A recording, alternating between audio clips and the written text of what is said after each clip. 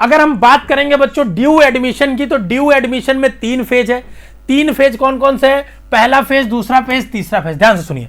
पहला फेज जो है वो आपका है CSAS पोर्टल पे अप्लाई करना। क्या करना? अप्लाई करना। ठीक है, अप्लाई करना मतलब रजिस्ट्रेशन करना। ठीक है ना।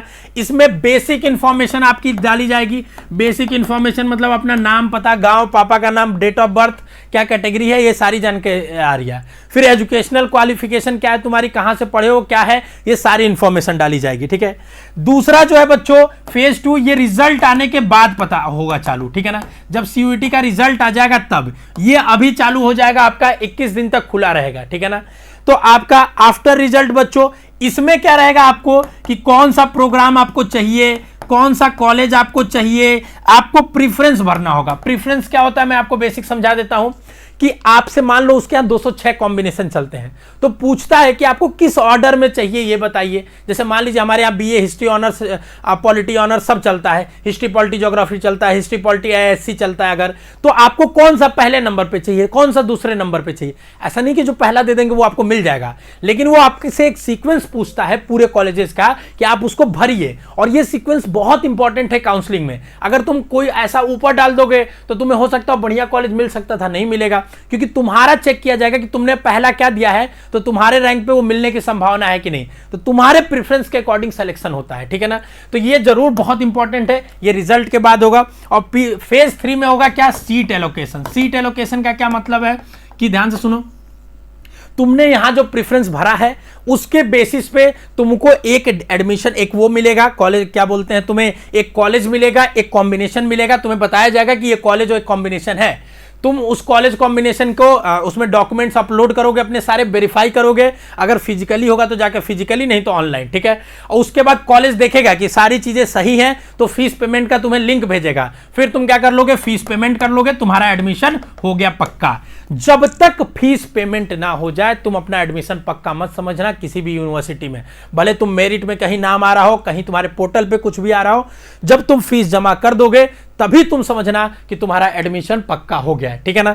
अब अगर हम बात करेंगे बच्चों फीस की कितनी है, फेज 1 की थोड़ा बात कर लेते हैं। फेज 1 जो रजिस्ट्रेशन अभी चालू हो रहा है, बाकी तो रिजल्ट के बाद चालू हो रहा है। तो जनरल, ठीक है ना, OBC, EWS, इन लोगों के लिए 250 रुपया फीस है। देखिए बच्चों, हर यूनिवर्सिटी फीस लेगी, ये तो तय हो चुका है। हमने इसके खिलाफ आवाज उठाया कि क्या ये क्या मतलब ड्रामा है बताइए। एक बार NTA का फॉर्म भरे, एक बार हर यूनिवर्सिटी के लिए करें, तो ऐसे 4-5 हज़ार रुपया फॉर्म ही में दे देंगे, लेकिन कुछ कर नहीं सकते क्योंकि ये लोग भाई आकाओं के आगे क्या सुनना, क्या बोलना। ठीक है। तो ऐसी चीजें हैं कि हम लोग बोल बोल के थक गए हैं ट्विटर पे आवाज उठा के, लेकिन कोई फायदा नहीं हो रहा है। तो इस प्रैक्टिकलिटी को समझना है कि आपको ऐसा नहीं कि 250 रुपए की वजह से रजिस्ट्रेशन छोड़ देना है, करना है, कहीं से जुगाड़ के करिएगा जरूर। ठीक है ना। अगर हमारा कोई बच्चा होगा नहीं दे पाएगा पैसा, आप बताइएगा, हम आपको पैसा देंगे। ठीक है। हम अपने बच्चों को पढ़ाएंगे जरूर। ठीक है। SC ST के लिए और PH कैंडिडेट के लिए 100 रुपया। ठीक है ना। और जो ECA और स्पोर्ट्स कोटा के होंगे, क्योंकि इनका फिजिकल होगा वहां पे, इस वजह से इनको 100 रुपए एक्स्ट्रा देना है। ठीक है ना। 100 रुपए एक्स्ट्रा देना है। ठीक है। तो ज्यादा फीस नहीं है, चलिए मान लीजिए फीस तो है, नहीं लेना चाहिए पर ज्यादा नहीं है। ठीक है। क्या क्या इनको भरना होगा देखिए बताता हूं। पर्सनल जो इन्फॉर्मेशन इनको देनी होगी। अरे पर्सनल इन्फॉर्मेशन का मतलब ये नहीं कि तुमसे फोटो मांग देगा, पूछ देगा कि तुम्हारी गर्लफ्रेंड कौन है, बॉयफ्रेंड कौन है, ये नहीं। पर्सनल इन्फॉर्मेशन में आपका नाम पूछेगा, फोटो पूछेगा, साइन मांगेगा अपलोड करने के लिए। ध्यान देना ये सब वही अपलोड करना जो CUET में तुमने अप्लाई करते वक्त भरा था। ठीक है।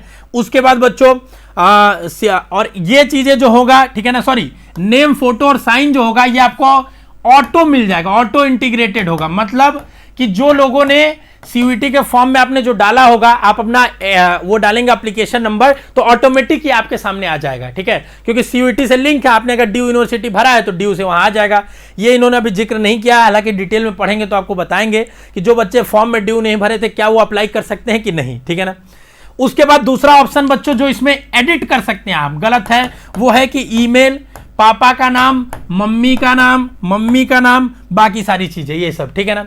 इसके अलावा आपको एक एकेडमिक सेक्शन होगा बाबू, उसमें एकेडमिक सेक्शन में क्या होगा, आपको देना होगा 12th में कितने मार्क्स आए हैं, ठीक है ना, कहां से कौन से स्कूल से पढ़े हैं, कौन से बोर्ड से पढ़े हैं, उसके बाद स्पोर्ट्स कोटा है कि नहीं है, और उसके बाद आपको डॉक्यूमेंट्स अपलोड करने का आएगा।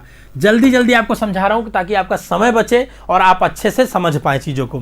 तो डॉक्यूमेंट्स आपको अपलोड करना होगा, वहां पे सारे जो कैटेगरी के होंगे, और जो डॉक्यूमेंट्स की लिस्ट हमने आपको पहले ही ड्यू ने भी दे दी है, हमने भी वीडियो बना के बता दिया, जाके देख लेना प्लेलिस्ट में, कॉलेज एडमिशन सीरीज और उसमें है, जाके देख लेना। ऐसा नहीं बेचैन हो जाना सर बता दीजिए, इसके लिए फोन करने लगना, ये करने लगना। थोड़ा दिमाग का यूज करो, नहीं तो सेंसिबल नहीं बनोगे, आगे तुम एक अच्छी यूनिवर्सिटी में पढ़ने जा रहे हो, ठीक है। उसके बाद ये सारी चीजों का आपको एक बार प्रीव्यू करने का ऑप्शन मिलेगा, हालांकि जब ओपन होगा तो एक बच्चे का करके भी दिखाऊंगा मैं, टेंशन मत लो, ठीक है। उसके बाद पेमेंट कर दोगे 250 रुपए, अगर जनरल ओबीसी हो तो तुम्हारा रजिस्ट्रेशन हो जाएगा। फेज 1 तुम्हारा खत्म। फेज 1 होने के बाद बच्चों क्या करना है आपको, फेज 1 होने के बाद क्या करना है, अब फेज 1 होने के बाद तुम्हारा फेज 2 चालू होगा, और फेज 2 में क्या होगा बच्चों, फेज 2 में जो होगा वो आपका प्रेफरेंस भरने का होगा। ये कब होगा, रिजल्ट आने के बाद, रिजल्ट आने के बाद, ठीक है ना, रिजल्ट आने के बाद, ठीक है। इसमें क्या होगा बच्चों, ठीक है ना, कि सबसे पहले आपको कि प्रोग्राम मतलब कोर्स, प्रोग्राम में ये लोग कोर्स को बोलते हैं, ठीक है ना, ये थोड़ा अंग्रेजी वाली लैंग्वेज यूज करते हैं, और कॉम्बिनेशन, ठीक है। जैसे आपको चूज करना होगा कि आपको पहले कोर्स कौन सा पढ़ना है, बीए, इसमें कौन सा सब्जेक्ट पढ़ना है, हिस्ट्री, पॉलिटी, ज्योग्राफी। बीएससी पढ़ना है फिजिक्स, केमिस्ट्री, मैथ, और इसमें ऑनर्स कौन सा रखना है, मैथ ऑनर्स रखना है। इस तरीके से आपको सीक्वेंस पूरा भरना होगा, ठीक है ना।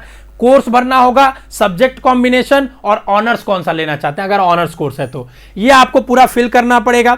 उसके बाद आपका एक कंफर्मेशन भेजा जाएगा आपको कि देखिए आपने ये भरा है, चेक कर लीजिए, प्रेफरेंस आप कंफर्म कर लीजिएगा। उसके बाद क्या होगा, नहीं, अब उसके बाद क्या होगा कि इसमें आपके स्कोर के बेसिस पे आपको कोई एक कॉलेज, ठीक है ना, कोई एक आपको कोर्स, और उसमें कोई एक सब्जेक्ट कॉम्बिनेशन अलॉट हो जाएगा कि आपको यहां पे मान लीजिए एसआरसीसी में बीकॉम का कोर्स मिल रहा है, ठीक है। तो आप क्या करेंगे, उसके बाद बच्चों कंफर्म करेंगे उस चीज को, और उसके बाद पेमेंट कंफर्म करेंगे। कॉलेज वाले आप वो बोलेंगे अपना डॉक्यूमेंट्स वगैरह चेक कराओ, डॉक्यूमेंट्स चेक करोगे, उसके बाद तुम पेमेंट करोगे फीस, तुम इनरोल्ड हो जाओगे, ठीक है ना। अभी और क्लैरिटी के साथ मैं आपको बाद में बताऊंगा, समझाऊंगा चीजों को, ठीक है ना। इसमें 2 चीज है बच्चों की आप ये याद रखना कि जितना ज्यादा से ज्यादा प्रोग्राम और कॉम्बिनेशन भर सकते हो भर देना, ये बहुत इंपॉर्टेंट है, ठीक है, क्योंकि उससे तुम्हारे चांसेस ज्यादा बढ़ जाएंगे, ठीक है। दूसरा प्रेफरेंस ऑर्डर क्या है बच्चों, प्रेफरेंस ऑर्डर कि ये है कि सबसे पहले आपको कौन सा प्रोग्राम भरना है और कौन सा उसका कॉलेज भरना है, ये ध्यान देना है ड्यू में, क्योंकि कॉलेज भी अलग अलग है, ठीक है ना। उसके बाद बुलेटिन आपको जितना ज्यादा होगा उतना ज्यादा उसमें पढ़ लीजिएगा, जो इन्फॉर्मेशन होगा हम भी स्टेप बाय स्टेप आपको बताते रहेंगे, ठीक है। आगे अगर हम बात करते हैं फेज 3 का, अब मान लीजिए आपको सीट मिल गया, आप क्या करेंगे भैया, फीस जमा करके अब फेज 3 आ गया, ठीक है ना। पहले रजिस्ट्रेशन किया, दूसरे में प्रेफरेंस भरा, तीसरे में सीट एलोकेट होगा, ठीक है ना। तो आपको प्रेफरेंस आपको मिल गया, एक कॉलेज मिल गया, ठीक है ना। अब कॉलेज मिलने के बाद ध्यान से सुनिएगा, ठीक है ना, कॉलेज मिलने के बाद 2 ऑप्शन है आपके पास, या तो इसको आप एक्सेप्ट करें या तो कुछ नहीं करें, सुस्त की तरह बैठे रहे, ठीक है ना। तो एक्सेप्ट अगर कर लेते हैं बच्चों तो आपको फीस पे करना होगा, ठीक है, और आप या तो चाहेंगे इसको फ्रीज कर सकते हैं यहीं पे कि हमको यही वाला चाहिए, या चाहते हैं तो आप इसको अपग्रेड कर सकते हैं, ठीक है ना। इसको क्या कर सकते हैं, अपग्रेड कर सकते हैं, कि अगर आप चाहते हैं इसको तो अपग्रेड कर सकते हैं, ठीक है, कि नहीं हमको 5 वाले रैंक का मिला है, हमको इसके ऊपर का तीसरा दूसरा चाहिए, ठीक है, तो अगर पॉसिबल सीट खाली होती है तो हमारा अपग्रेड कर दीजिएगा, ये ऑप्शन। एक अगर आप सुस्त की तरह बैठे हुए हैं, आपने कुछ रिस्पांस नहीं दिखाया, आपको कॉलेज अलॉट हुआ, तो आप आउट हो चुके हैं किससे बच्चों, काउंसलिंग सिस्टम से, आप ड्यू में एडमिशन नहीं ले पाएंगे। ये बहुत इंपॉर्टेंट पॉइंट है, अगर एक बार तुम्हें कोई कॉलेज अलॉट हो गया और आपने उसको नहीं रिस्पॉन्स किया तो आप कभी भी उसके बाद काउंसलिंग प्रोसेस में ड्यू में नहीं पार्टिसिपेट कर पाएंगे, ठीक है ना बच्चों। बाकी ब्रेकिंग रूल मतलब क्या है, ये चीज समझा देता हूं आपको, कि जैसे अगर मान लो किसी का स्कोर बराबर हुआ तीनों सब्जेक्ट में, ठीक है ना, तो उनका अगर मान लीजिए किसी का बच्चे का सब्जेक्ट है 600 नंबर में, 2 बच्चे हैं, इनका भी 400 आ रहा है, इसका भी 400 आ रहा है, तो कैसे भाई किसको ऊपर करोगे किसको नीचे, तो यहां पे आपके 12th के मार्क्स का रोल आएगा, ठीक है ना। और ये इंपॉर्टेंट है इसलिए 12th का मार्क्स का रोल भी बच्चों, इसीलिए 12th ऐसा नहीं है, आपको बेस्ट 3 का देखा जाएगा। जिनका बेस्ट 3, अगर बेस्ट 3 भी कॉमन हो गया, इनका भी 80% है, इनका भी 80%, ये अलग से समझाऊंगा तुम्हें, ठीक है ना। तो बेस्ट 4 देखा जाएगा, बेस्ट 4 भी हो गया तो बेस्ट 5 देखा जाएगा, ठीक है ना। ये आपका फर्स्ट स्पॉट एडमिशन। उसके बाद होगा बच्चों स्पॉट एडमिशन। क्या है, मान लो सारा काउंसलिंग प्रोसेस सब खत्म हो गया, 1 राउंड 2 राउंड 4 राउंड, फिर भी कुछ सीटें बच गई तो स्पॉट राउंड बाद में कराया जाएगा। ये आपका बेसिक डिटेल है दिल्ली यूनिवर्सिटी प्रोसेस का। और अगर इसके अलावा भी कोई इंफॉर्मेशन होती है तो मैं आपको बताऊंगा, समझाऊंगा, ठीक है। अभी के लिए इतना ही आप जानिए और आगे चैनल को सब्सक्राइब कर लीजिए, क्योंकि आपके लिए बहुत यूजफुल चीजें आने वाली है, ठीक है ना बच्चों।